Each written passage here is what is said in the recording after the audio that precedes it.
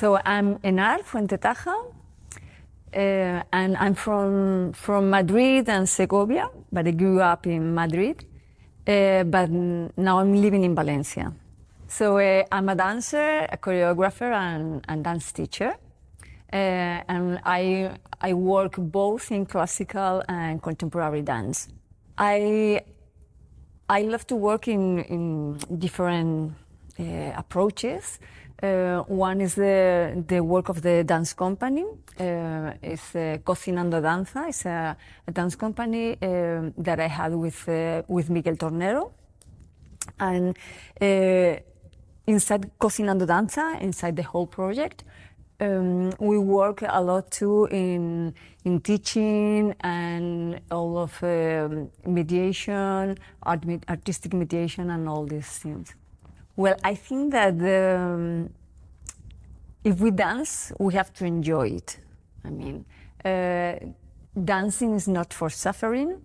Dancing is for enjoying and for find a path to growing up and for develop ourselves. Yeah, and just for finding different ways to be here in that world. So, as a professional in this sector, I started to dance in a professional way in 1996, and both more or less at the same time, I started to teach too, and well, because I really loved to teach, so I have combined both approaches to the dance, yeah, the artistic one and teaching. I worked for 17 years for different dance companies here in Spain and abroad, and after that period, I decided to create my own company. And yeah, that depends on the moment of my life. In some moments, I have danced a lot because it was my principal, my principal focus on it. And there were other moments in which I just combine dancing and teaching. So in that moment, sometimes I dance less, of course, but yeah. When I teach contemporary dance, I approach to the dance through Humphrey Limón Technique, because it was I really love the technique in dance, not as the end of the scene, but as a way to arrive to another places. And when I started to study contemporary dance, I started with Limón Technique, Humphrey Limón Technique, and for me, I always have felt that it's like a ride home, you know, to work on this with this approach. So yeah, when I teach in that way. Yeah. Yeah, as I have only a class for the group here in Tejido Conectivo, I have focused in just make as a show, no? Like a show, more or less a whole class, and working through the principle of Humphrey Limón Technique. So it's not for me. It's not a closed technique in sense of closest exercises. So we work through these principles, and in the class I have focused on this. Yes, in move the group and feel their weight, their breath, all these things, no? The suspension, the isolations in their bodies. Yeah, in that sense. Okay, so it's not the first time that I teach for Tejido Conectivo. So it's true that I can see the develop of the project, and for me, it has been really, really nice. Really, I have felt really confidence working in this space. Yeah, because we can, I don't know, I feel the space really comfortable. I have enjoyed a lot the class because I feel that the group has a really nice energy as a group, working everybody together. And yeah, it was really wonderful to teach the group. Yeah. So this week we danced in Nave 73. We danced a piece called Donde existe el corazón. Well, this is the first piece, the first dance piece that Miguel and I did as a company, did together. And we created at the end of 2010. So there is a lot of time in between. But there is a piece that we always dance. So it's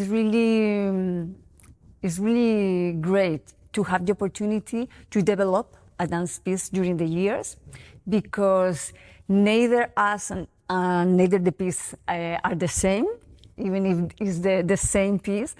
And well, it's a piece based on the poetry of a Spanish poet, Gerardo Diego.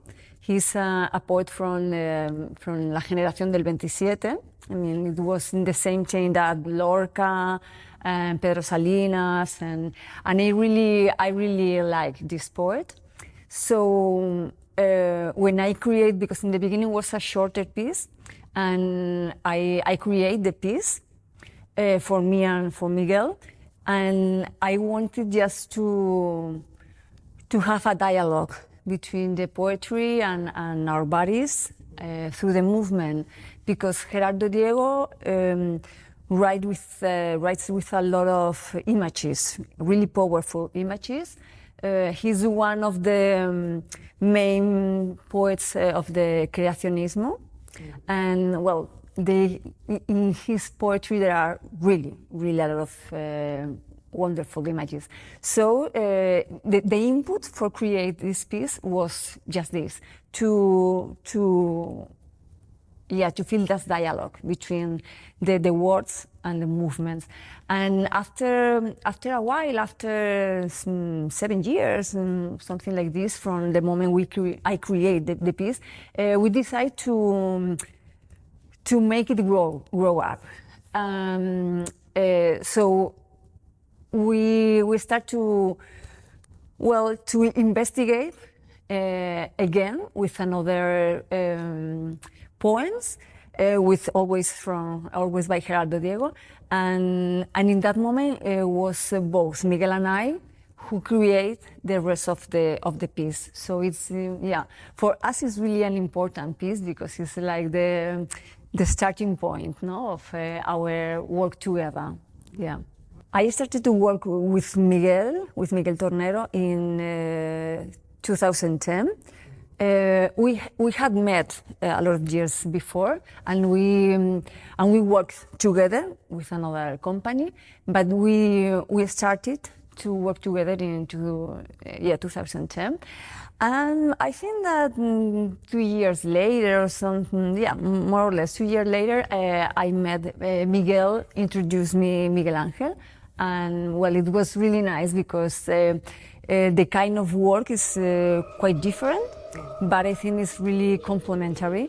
And I love to see them work together, because it's another approach, no, to arrive to the same place, that is communicate with dance. Mm-hmm. For me, I think that the most important thing to have a career as a dancer today is really to have clear it's really a hard work, really hard work. You have to have compromise with the task, with yourself.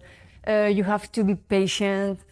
You have to be self-compassion in a lot of moments of your life too, and you have to. It's like to have clear that you want to do this, because if not, it's not possible. I mean, it's like, it's not a fight, but it's